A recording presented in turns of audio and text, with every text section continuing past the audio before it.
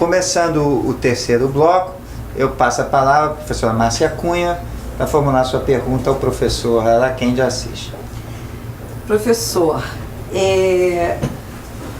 eu gostaria de voltar um pouco à questão do artigo 139, o inciso 4, que eu acho que essa é a questão do momento no processo, na execução, melhor dizendo, que é a questão da aplicação das medidas coercitivas, principalmente nas obrigações pecuniárias, que o senhor já chamou a nossa atenção da novidade, do que é novidade nesse dispositivo.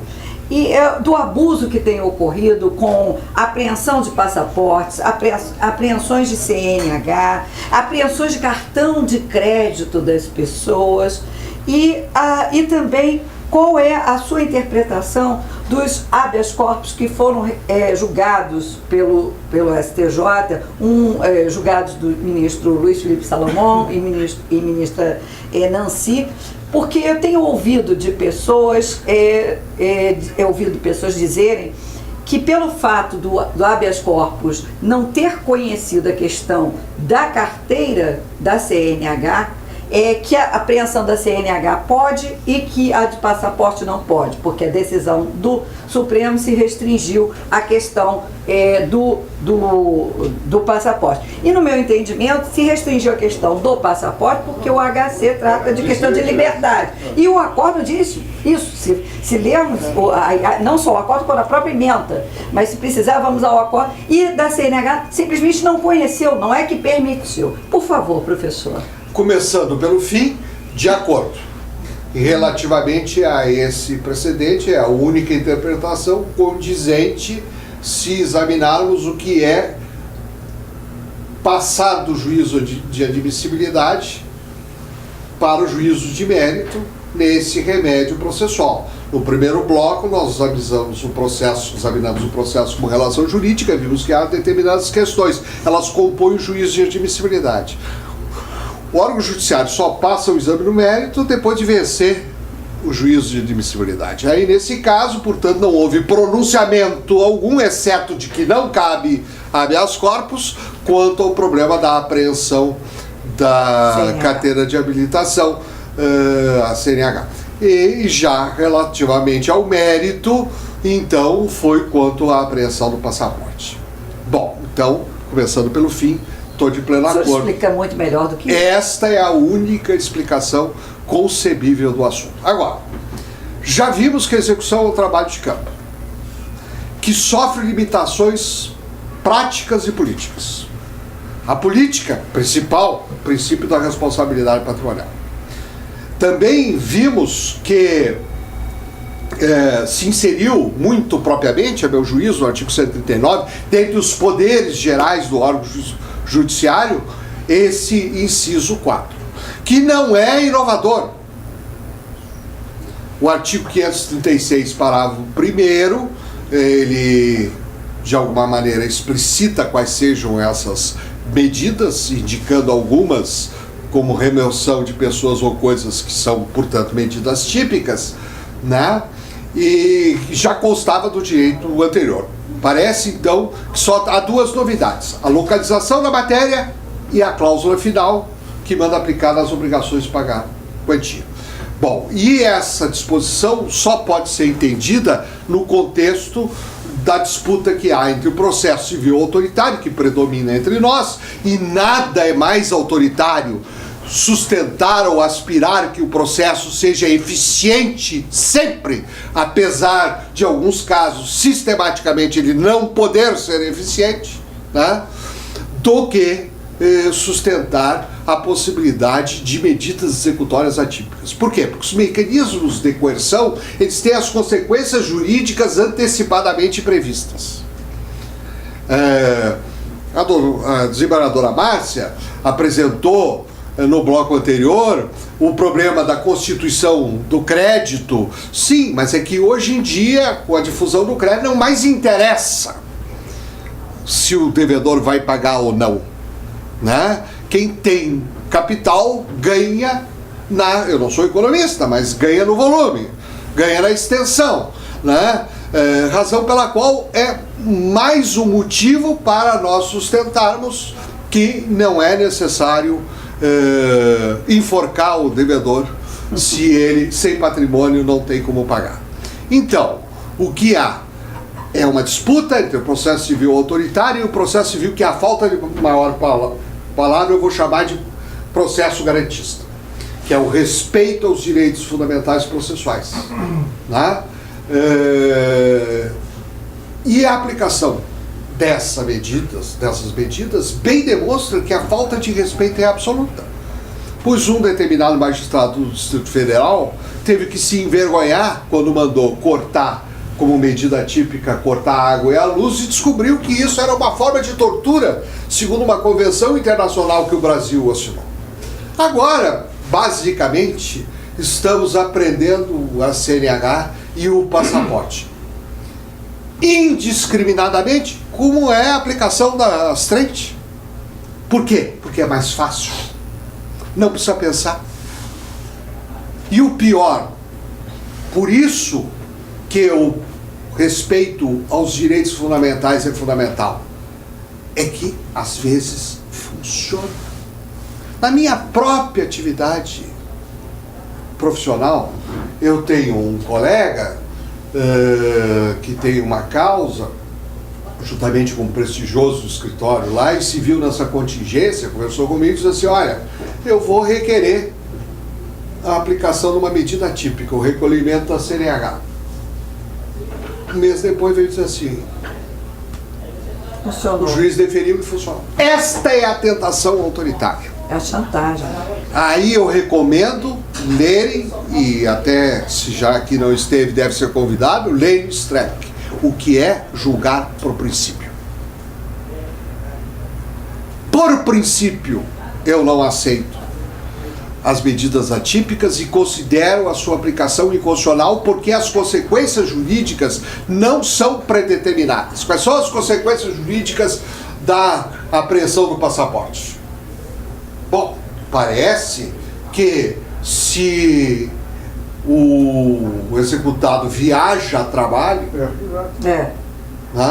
não pode ser apreendido. Isso é ainda mais, digamos assim, toma uma estatura e uma dimensão ainda pior quando o magistrado, sem contraditório, leva em consideração as contas sociais do executado. Ou seja, busca na internet, em determinados mecanismos de intercâmbio, informações que o próprio executado voluntariamente presta. Porque hoje em dia o sujeito vai ao banheiro e coloca na rede social que foi ao banheiro para fazer determinada coisa e não outra. Professor, desculpe, só que o senhor fez uma colocação aqui que me parece fundamental. Não sei se entendi bem, mas a aplicação dessas medidas atípicas demandaria antes o respeito ao contraditório? Com certeza. Né? Mas eu não me contento com essa garantia formal. Né? Embora o atual código tenha prestigiado o contraditório, este diga fulano, Beltrano, só funciona quando alguém tem capacidade de ouvir. Desembargador Ayub, com toda franqueza, eu acho que os magistrados, por várias razões, e eu sou um dos primeiros que destaca que isso não é propriamente uma atitude individual, é uma atitude sistêmica, não estão dispostos a ouvir. A qualidade dos pronunciamentos é pavorosa, é cada vez menor, deliberadamente cada vez pior. Há um culto à ignorância. Bom, talvez eu seja um nostálgico, porque eu ainda, acadêmico, me lembro quando fazia estágio de sessão de tribunal, os julgadores levavam os livros. Não havia nota, havia vários, Ponte de Miranda e tal, em cima da mesa. E se discutia um caso, julgavam, claro, em cada sessão, 3, 4 casos. Hoje Hoje são... 400. Bom, hoje uma sessão, na minha Câmara, já há 11 anos, uma sessão típica tinha 450 processos. A Câmara de Direito Público. Isso aí Quer dizer, a quantidade sufoca muito o magistrado. E compromete a qualidade. Mas tudo isso, e compromete a qualidade, mas tudo isso é contra a aplicação das medidas, porque são tomadas sem o mínimo de reflexão. Exatamente. Mas pelo que eu estou entendendo, quer dizer, não é que o senhor seja contra as medidas. Sou contra! Independentemente de se bem aplicado, qualquer outra coisa. aí é um ponto de divergência.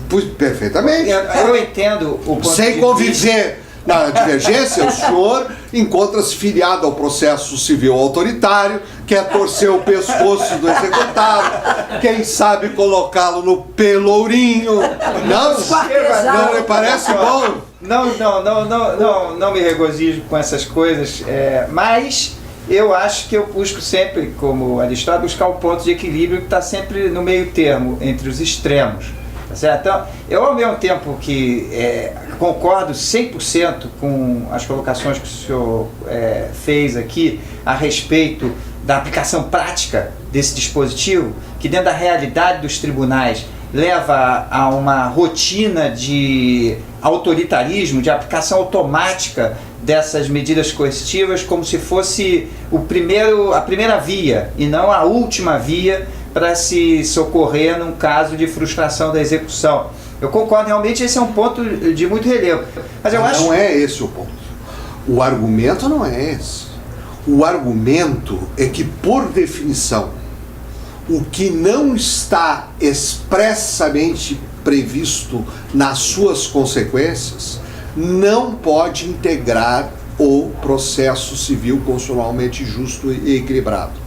Sim. É o ramo do direito público, as normas, a rigidez, portanto, porque no direito público, ao contrário do direito privado, não há opção. Só se pode fazer o que antecipadamente a lei permite.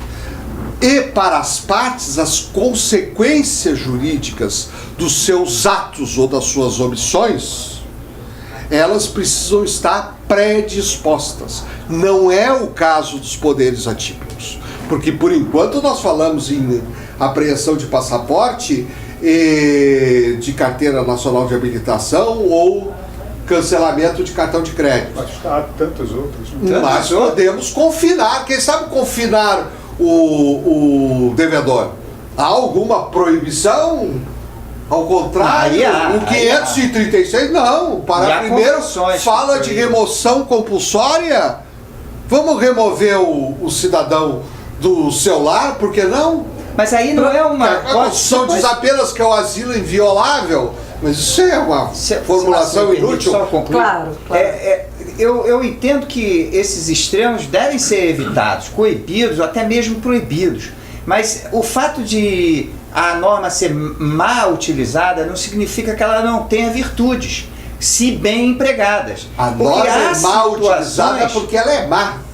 Mas eu não vejo, por exemplo, inconstitucionalidade e não haver atipicidade. Por exemplo, as medidas cautelares atípicas. Hoje você já tem no sistema processual brasileiro regras que dão ao magistrado, e cada vez mais, o Código Civil recente, o de 2003, se eu não me engano é 2003, ele dá ao magistrado uma liberdade maior na interpretação da lei. O problema não vejo inconstitucionalidade nisso. O problema não está na estrutura da norma, que pode ser elástica e flexível. Está na essência dela. Exatamente. Posso só fazer porque qualquer tipo de concretização será ruim. Será... Há extremos. Não há extremos, é preciso admitir que o princípio da responsabilidade patrimonial, que o princípio da responsabilidade patrimonial vigora entre nós. A crise é dele, na verdade. E que nem todo processo é efetivo. Há processos que enfrentam barreiras práticas e políticas. Isso aqui é uma barreira não política. Não é só do processo, professor. Pois então. Na natureza nós temos questões que são invencíveis. Exatamente. E nós temos que aceitar e conviver com isso. E o que eu acho, dos pontos que me preocupam nessas medidas coercitivas, é que elas me parecem uma maneira, inclusive, de burlar como o senhor já falou, as garantias constitucionais e principalmente aquelas da impenhorabilidade. Porque se eu sou premida com uma medida coercitiva atípica, eu posso, e que está me afligindo de tal forma, e a minha família de tal forma, eu posso lançar mão, por exemplo, da impenhorabilidade do meu bem, da minha residência, e vendê-lo para poder me liberar dessa medida coercitiva. Quer dizer, é uma maneira transversa de violar garantias que estão no mesmo patamar, no mesmo código, através desse tipo de medida. O nosso único ponto de contato com o doutor Zé Roberto, eu me filio mais à sua linha, é de que é a tentação autoritária. Exatamente. De fato, isso às vezes funciona. Claro que funciona. Claro que funciona. Mas por uma questão de justo. princípio, não. Por uma questão de princípio, não pode ser assim. Professor, claro que funciona. Nós fomos juízes e quantas vezes nós não vimos em ações de execução de alimentos, o sujeito não paga, prende que 2, 3 dias depois ele se vira no dinheiro e paga. Então, agora, só que ali nós estamos lidando com o bem da vida, que isso compensa. E com uma ressalva expressa da Constituição que dá para prender o devedor de alimentos. Eu sempre sustentei que a prisão do devedor de alimentos deveria ser fechada. Eu nunca admiti a prisão domiciliar, a prisão albergue e outros sucedantes que não faz sentido, porque aí não há intimidação nenhuma. Claro. Mas acontece que do outro lado, o bem da vida permite que façamos isso. Agora, professor, existem... Claro. Abrindo aqui a técnica de ampliação do colegiado, eu entendo as duas posições, mas eu tento sempre conciliar. Eu entendi a sua colocação perfeitamente, e entendia do professor Zé Roberto também de igual forma. Mas eu digo, tudo não passa por uma necessidade de bem fundamentar a decisão, onde se demonstra, inclusive, que aquela medida coercitiva, mesmo que atípica, ela é proporcional para o caso em discussão? Vamos além. Tudo não passa de um problema de numerosidade dos litígios, porque se nós reduzíssemos, veja, a minha esposa, magistrada de carreira, em Arvorezinha, sua primeira comarca, lidava com 600 processos. Conhecia todos de cor. De tudo. Né? Crime civil, menores, enfim. Direito público, direito privado. Né? Era um peso grande para o magistrado iniciante, pela diversidade. Depois, quando ela foi juíza da 4ª Vara Civil, então já tínhamos 10 mil processos na 4ª Vara Civil. Então já era um número que ultrapassava todos os limites. Todos nós temos uma determinada capacidade de trabalho. Né? Eu posso afirmar que a minha não tinha sido atingida ainda quando eu me aposentei, mas seguramente seria atingido. Natural, né? Quantos processos o magistrado de segundo grau pode julgar bem? Alguns 100, outros 200, outros 300, outros 400. Mais 1.000, 2.000, 3.000. Nunca. Se receber 2.000 por mês. Então, se nós reduzíssemos o número de processos a um número que permitisse que a pessoa investida na função judicante examinasse os autos, vencesse principalmente consoante a idade, não um jovem magistrado, como eu estou vendo aqui, esse não tem esse problema, mas nós temos de ler os autos eletrônicos, porque é uma dificuldade, exige 2 telas, não é a mesma coisa. Que não são perfeitos. Claro, o sistema também vai evoluir e talvez melhore consideravelmente, mas por enquanto é ruim. Então, tudo isso se reduzisse a um número aceitável, bom, então nós poderíamos encarar as disfunções de forma diferente, mas não estamos discutindo disfunções.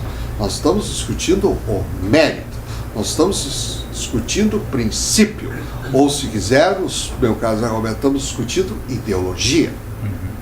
são duas concepções de processo diferentes. A tua e a minha. Não chegaria assim tão longe, né? Porque eu estudo com seus livros também. Mas eu sou um polemista. Eu sou um polemista e uma das principais tarefas do bom polemista é etiquetar o seu adversário, principalmente com uma etiqueta ruim. Mas eu estou sendo profundamente injusto. Mas eu estou sendo profundamente injusto com alguém que é tão amável e tão poderoso, né? Mas então, exatamente, eu acho que quem nos está assistindo agora tomou pé do problema. Tá? O que está atrás dessa discussão de medidas atípicas, prender passaporte, não prender passaporte, etc. É um problema mais profundo do que essa aparência. Com certeza. Agora, o que eu acho é o seguinte, é que há exageros, há situações extremas que revoltam o senso comum. E nessa atual conjuntura que a gente vive, com um anseio popular de efetivação da justiça, que hoje, aliás, é um princípio erigido ao status constitucional, tanto quanto os outros garantistas, que muitas vezes vêm em contraposição, eu acho que diante desse cenário, inclusive do ponto de vista legal constitucional, a gente tem que ter uma visão talvez mais abrangente no que diz respeito a essas medidas possíveis de efetivação da tutela jurisdicional. Eu não sou a favor desses extremos e nem de abusos de forma alguma, mas eu vejo uma situação específica, quer dizer, um exemplo. O devedor, que é muito comum, o sujeito que começa a ter dificuldade, não consegue pagar suas dívidas, a primeira coisa que ele faz é proteger seu patrimônio, é tomar medidas para ocultar os seus bens. Certo? Então, o devedor responde por uma série de dívidas, muitos deles até já com suas empresas declaradas judicialmente falidas, viajando no final do ano para esquiar. Isso a gente vê. Isso não estou falando aqui de uma hipótese apenas. Esse é um dos problemas das execuções proprietárias, a localização dos bens penhoráveis. Não. Nesse caso, seria constitucional uma atividade prática. Executar é uma atividade prática, da mesma maneira que eu sustento que na prisão do devedor, se o devedor alega que não tem recurso para pagar, não importa o motivo, bom ou mau, que o levou a ficar pobre. Eu dava o exemplo do jogo. O devedor é despedido, recebe as verbas rescisórias, né, vai para casa, dorme do lado da nova mulher, sonha com um bicho, sonha com um cavalo, vai no turf, para dar um exemplo de jogo legal, aposta todas as parcelas rescisórias, perde o dinheiro. Não tem dinheiro. O juiz deve prender esse homem? Execução é atividade prática, não adianta. Se isso estiver aprovado... Exatamente. Esse é o problema. Execução não é lugar para juízo moral. É satisfativa só. É uma atividade prática. Tem uma finalidade só, que é satisfazer o crédito. Exatamente. Essa discussão, há quem se deixe impregnar por juízos morais altíssimos. Eu já ouvi a esse meu argumento dizendo assim, não, tem que, justamente, que é a tua linha. Meu caro colega Dr. José Roberto, o professor Yachel, numa banca em Santa Catarina, porque esse é o tema da moda, né? Sim. A tese doutorada sobre isso, tinha sido meu aluno e orientando no mestrado, mas fez o doutorado em Santa Catarina, mas me convidou ainda, acho que a amizade se desfez, porque eu tive me convidou para participar do doutoramento. Bom, resultado, o Yachel, eu dei um exemplo, olha, se o devedor está em Aruba, banhando-se em águas tépidas, um lugar onde eu nunca fui, isso não vem ao caso. O que interessa é o seguinte, tem bens. Conseguimos localizar os bens. Nós não podemos punir o devedor por punição. Esse não é o juízo. do devedor de Exatamente. alimentos é lá no crime. Tem que mandar as peças para o Ministério Abandono Público. material. Abandono material. etc. moral, Agora tem uma nova figura penal. exatamente. Eu não sei, Agora, não vejo pagar como punição alimento- propriamente, se é feito com medida. Por exemplo, ao invés de Não, mas no caso da proibir prisão do devedor é muito claro. o sujeito usar o cartão de crédito eternamente até pagar, porque pode ser que ele realmente não tenha dinheiro e não consiga pagar, talvez fosse o caso de limitar no tempo. Tá? Eu estou dando um exemplo da utilização comedida dessa alternativa legal, Desculpa interromper. que poderia viabilizar do ponto de vista constitucional, até sob seu enfoque. Desculpe interromper, porque já assinou pela... Há muito Eu digo tempo. o seguinte, eu sempre usei essa terminologia. O direito se resolve no caso concreto. Tem que se examinar o caso concreto para se chegar a uma conclusão. Ele pode estar em Aruba e ter patrimônio suficiente. Agora, se ele não tem patrimônio, seria uma punição. Eu concordo, ou seja, é perfeitamente conciliável. Por isso que falei da fundamentação. Folgo fundamentou que nesse que caso estamos você- de acordo com a natureza da medida do devedor que passeia em Aruba, escondendo habilmente o seu patrimônio e sem pagar os seus credores. Ok, é uma punição. Né? É justamente contra isso que eu me insurjo respeitosamente. Claro. Bom, acho que esse debate foi bastante rico e bastante esclarecedor, mas infelizmente acabou o tempo do nosso terceiro bloco. Então vamos encerrar aqui e vamos partir para o último bloco.